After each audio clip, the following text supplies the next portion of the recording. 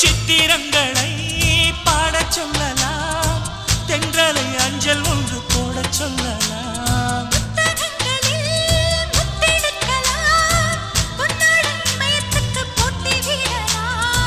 பூமிக்கு பொட்டு வைத்து பார்க்கலாம் பார்க்கலாம், பூவுக்கும் ஆடை தைத்து போடலாமா?